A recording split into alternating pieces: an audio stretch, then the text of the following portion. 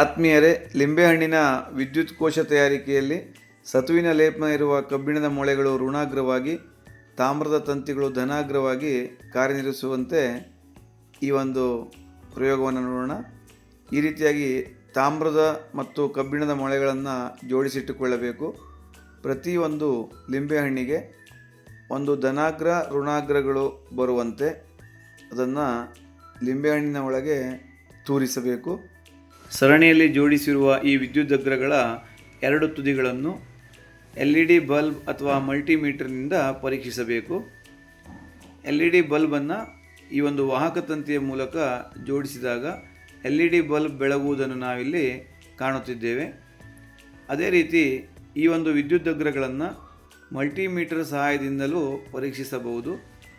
ಈ ಒಂದು ಲಿಂಬೆಹಣ್ಣಿನ ಕೋಶ ಸಿಟ್ರಿಕ್ ಆಮ್ಲ ಎನ್ನುವಂತಹ ಒಂದು ದುರ್ಬಲ ಆಮ್ಲವನ್ನು ವಿದ್ಯುತ್ ವಿಭಾಜ್ಯವಾಗಿ ಬಳಕೆ ಮಾಡಿಕೊಂಡಿರುವಂತಹ ವೋಲ್ಟಾಯಿಕ್ ಸೆಲ್ ಅಥವಾ ಗ್ಯಾಲೋನಿಕ್ ಸೆಲ್ ಆಗಿರುತ್ತದೆ.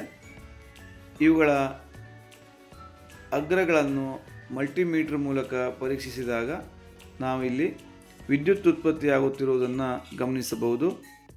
ಇದೊಂದು ವೋಲ್ಟಾಯಿಕ್ ಕೋಶದಂತೆ ಕೆಲಸ ಮಾಡುತ್ತಿದೆ. ಇಲ್ಲಿ 2.9 ವೋಲ್ಟ್ ಕರೆಂಟ್ ಉತ್ಪತ್ತಿಯಾಗಿರುವುದನ್ನು ಗಮನಿಸಬಹುದು.